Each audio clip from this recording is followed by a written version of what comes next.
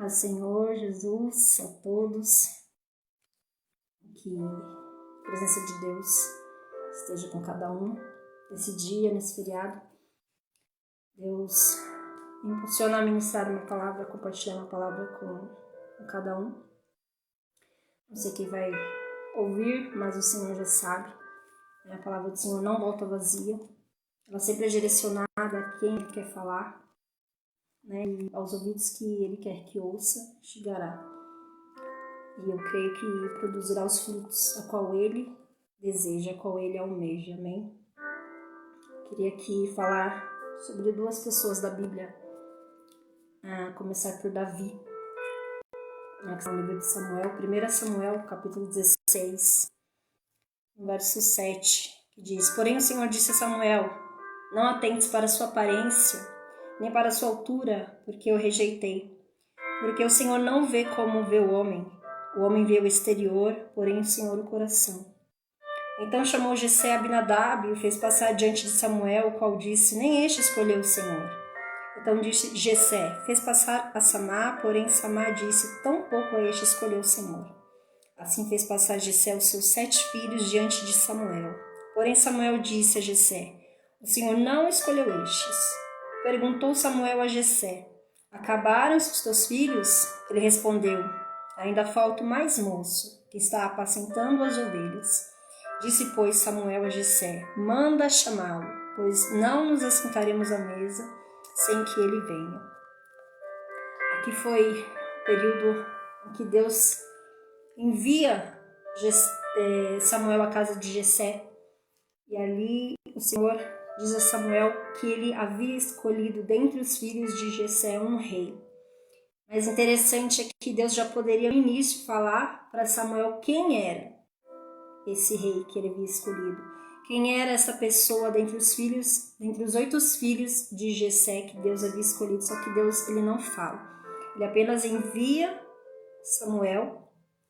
E ali naquele momento, naquela seleção, né, o Senhor então ministra o coração de Samuel.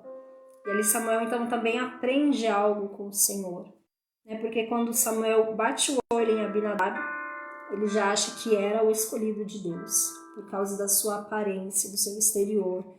Porque Abinadab parecia, ele tinha a aparência de um homem de guerra, estatura, a qual ali, já na primeira impressão, já Samuel achava que era ele, mas o Senhor disse a ele: não é este. Porque o Senhor não vê a aparência, o Senhor olha para o coração. E é maravilhoso saber que a ótica de Deus não é a dos homens. É maravilhoso saber que a maneira como Deus me enxerga e te enxerga não é como as pessoas, não é como o olhar crítico de algumas pessoas, como o olhar de acusação de algumas pessoas, que muitas vezes nem conhecem a nossa história, simplesmente sabem o nosso nome, já se sentem no direito de julgar, de criticar ou de falar sobre nós. Mas o Senhor é um Deus que sonda, o Senhor é um Deus que conhece, é um Deus que vê, é um Deus que contempla. E o Senhor estava observando Davi no campo. O Senhor estava observando as atitudes de Davi naquele lugar onde ele permanecia todos os dias sozinho, apacentando as ovelhas de seu pai. Como também o Senhor observava os 7 filhos de Jessé, Eliabe, Abinadab, Samá. E o Senhor, ele analisa a nossa vida todos os dias. O Senhor, ele vê as nossas atitudes todos os dias. A Bíblia fala que os olhos do Senhor estão sobre toda a terra, contemplando os maus e os bons. Então não existe nada, não existe ninguém que consiga, ainda que queira, que consiga se esconder dos olhos de Deus. Porque o Senhor, ele é um Deus onipotente, onisciente, onipresente. Não há limites no poder dele. Ele está aqui e também está aí e está em qualquer lugar. Porque ele é o Todo-Poderoso. E aqui, Samuel aprende uma lição com o Senhor, de que não adianta você olhar para alguém e já tirar as suas próprias conclusões, achando que o seu pensamento, que o que você acha, é o que Deus acha. Né? Porque a visão de Deus, os pensamentos de Deus são muito, muito mais elevados que os nossos. Então a primeira lição que o Senhor me ensina e te ensina é: não julgue ninguém sem saber a história dessa pessoa. Não se sinta no direito de criticar alguém pela sua visão, pela sua ótica. Porque você não imagina o que Deus reserva para essa vida. Você não imagina o que Deus está preparando para essa pessoa viver. A Bíblia fala que o Senhor escolhe as coisas loucas deste mundo para confundir as sábias. E Ele escolhe os que não são para aniquilar os que são. Deus ele pega exatamente aquele que ninguém dá nada, aquele que ninguém acredita, o excluído, e traz para perto dele, para a presença dele, transforma, renova, enche da sua unção e usa segundo a sua vontade, segundo lhe apraz. Eu costumo dizer que Deus ele pega o ninguém e faz ser alguém na presença dele. E Davi, ele tinha todos os motivos, para desistir do propósito que Deus tinha para ele. Só que ele não estava preocupado em ser aceito pelos homens. Davi foi rejeitado pela sua família, foi criticado pelo seu irmão Eliabe, foi desacreditado pelo rei Saul, foi zombado pelo gigante Golias.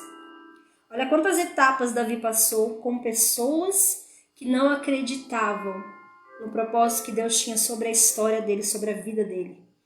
No percurso sempre vai ter pessoas assim, tentando nos desmotivar, nos desanimar, com palavras, muitas vezes com atitudes, que não acreditam, que zombam daquilo que Deus nos prometeu, daquilo que Deus entregou, daquilo que Deus decidiu fazer sobre as nossas vidas e através das nossas vidas. Mas que possamos ser como Davi, que não olhou para as críticas, que não olhou para as palavras negativas, que não se preocupou com a aceitação dos homens, mas Davi se preocupou com a aprovação de Deus. Diferente do rei Saul, Davi não estava preocupado com o que os homens pensavam. Davi não estava preocupado em agradar os homens. Davi estava preocupado com a presença de Deus. Davi estava preocupado em estar na presença de Deus, em agradar ao Senhor. Que a nossa motivação seja essa.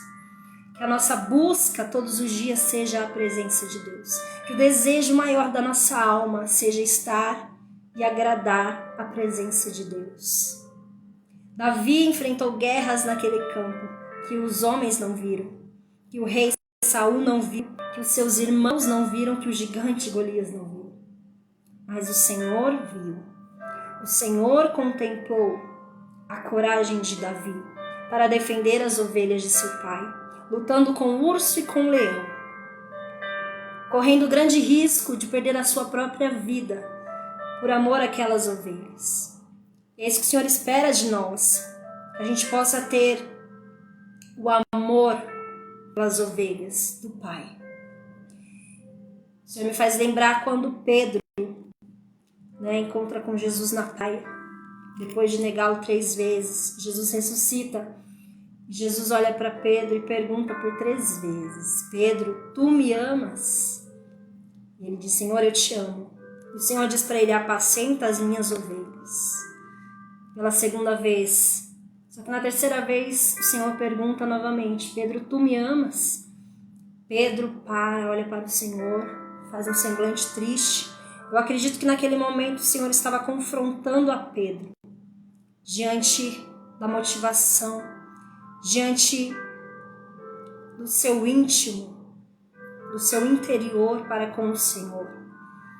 E ali eu acredito que passou um filme na cabeça de Pedro sobre toda a trajetória que ele caminhou com o Senhor. No último momento ele nega Jesus e o olhar de Jesus bate de frente com o dele. E a Bíblia diz que ele sai e ele chora amargamente. E o Senhor diz para ele: apacenta as minhas ovelhas. Quando nós cuidamos das ovelhas do Senhor, quando nós cuidamos de vidas, de pessoas ao nosso redor, da nossa família, do povo de Deus, de pessoas que precisam, que necessitam conhecer ao Senhor, quando nós temos a empatia de nos colocar no lugar do outro, de sentir a dor do outro, de ter compaixão como Jesus assim teve de nós, nós estamos demonstrando o nosso amor por Jesus. Nós estamos demonstrando o nosso amor pelo Senhor. E ali o Senhor escolhe Davi, porque Deus viu em Davi. E Deus viu o que Davi fez, quando ninguém mais via. O Senhor, Ele contempla o seu anonimato. O Senhor, Ele vê o que você faz no secreto. O Senhor, Ele vê o que você é quando ninguém mais está vendo. O Senhor conhece o teu particular. O Senhor conhece o teu deitar e o teu levantar. O Senhor sabia exatamente quem é você quando ninguém está perto. O Senhor, Ele sabe exatamente o que você tem feito.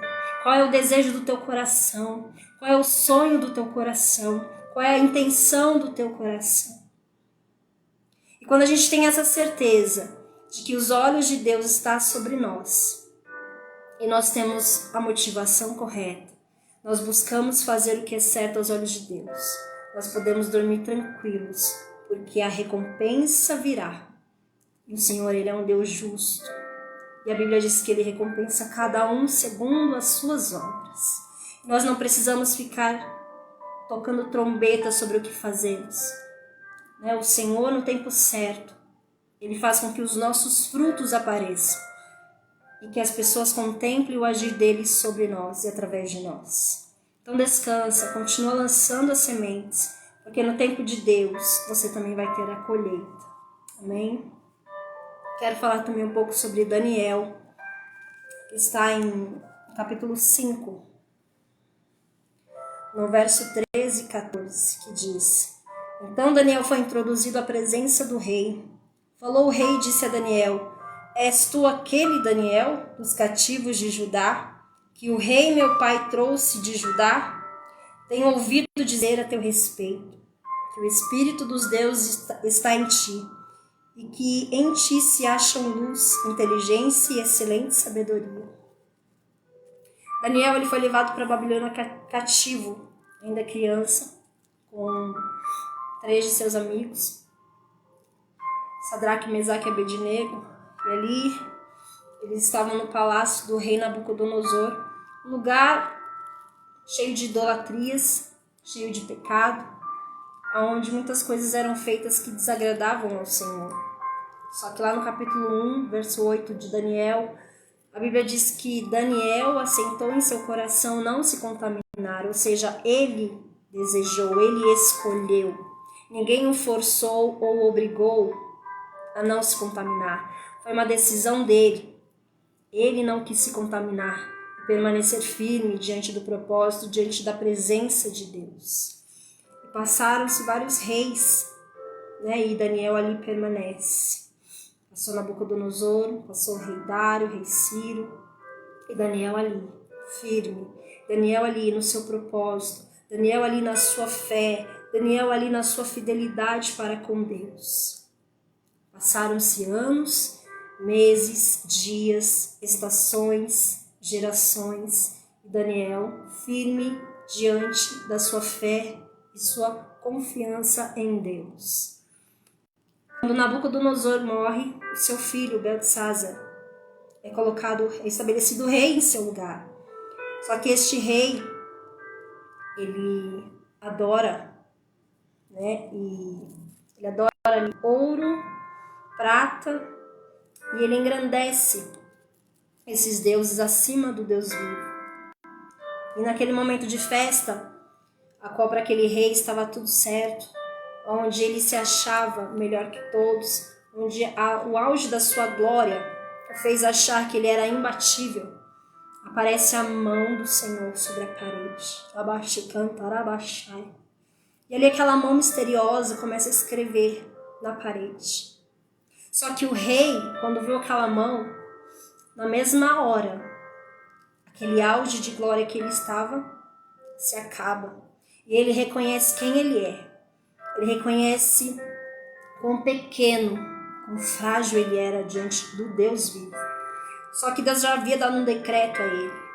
E ali, nenhum dos magos, nenhum daquele povo astrólogo que tinha ali conseguir interpretar aquela mensagem na parede.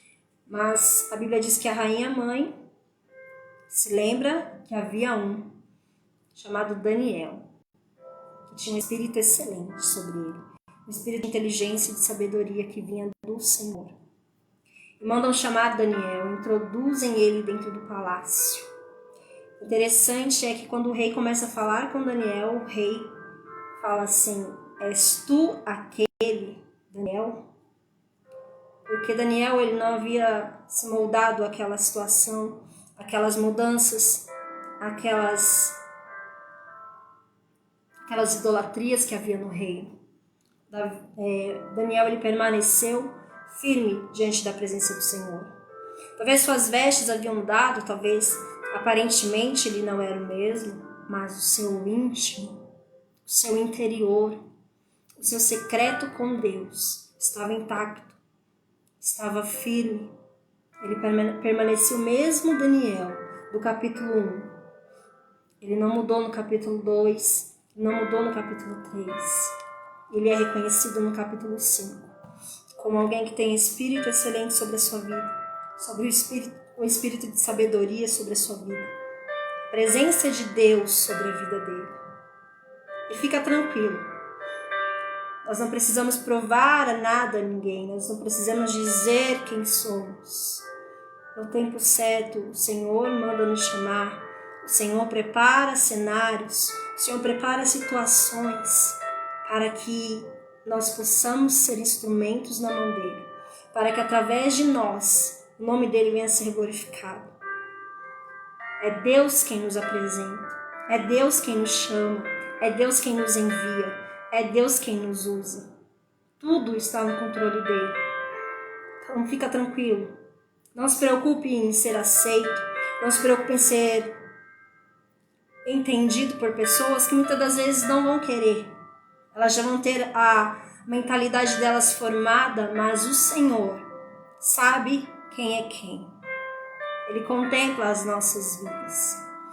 E a Bíblia diz que nós conhecemos a árvore não pela sua aparência. Nós conhecemos a árvore pelos seus frutos. É os frutos que revelam. É os frutos que mostram. Todos nós somos pecadores. Todos nós falhamos, todos nós erramos, mas quem tem um Deus vivo sobre a sua vida, caminha todos os dias clamando pela sua misericórdia, pela sua presença, entendendo que depende dele, que precisa dele. E as mãos poderosas do Senhor nos sustentam para permanecermos em pé diante da sua vontade, diante da sua presença, para que ele seja honrado e glorificado. Então, a segunda lição que o Senhor nos traz é que a gente não venha perder a nossa identidade em meio a tantas mudanças. Perder a nossa identidade em Deus. Perder a nossa essência no Senhor. Não deixa que os padrões deste mundo, deste século, te façam esquecer quem é você diante de Deus. Não deixe que as palavras dos homens confundam a sua mente, para que você não ouça a voz de Deus. Mas que você tenha a sensibilidade de discernir a voz do Senhor sobre a sua vida, sobre a sua casa, sobre a sua família, sobre a sua história. Tudo que Deus falou a seu respeito, Ele é fiel para cumprir. Tudo que Deus disse sobre você é verdade. Então que você fique com a palavra de Deus, com o que Deus disse sobre você.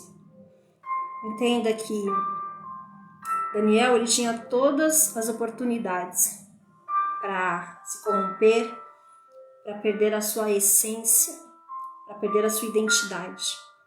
Mas ele escolheu permanecer firme. Nós todos os dias temos a escolha. Nós todos os dias temos ali manjares também preparados para nós. Mas a decisão é nossa. Nós escolhemos servir ao Senhor ou servir este mundo. Escolhemos ser do Senhor ou ser deste mundo. E a Bíblia diz que o Senhor sabe quem é dele. As ovelhas do Senhor ouvem a voz do seu pastor. Que nós possamos ouvir a voz do Senhor. Guarde isso no seu coração. ainda que você tenha todos os motivos para desistir, que uma motivação seja suficiente, porque é Jesus, que Ele seja a maior motivação para você prosseguir. Aleluias. Guarde isso. Não se preocupe com a aceitação dos homens. Se preocupe com a aprovação de Deus. Amém? Deus te abençoe em nome de Jesus.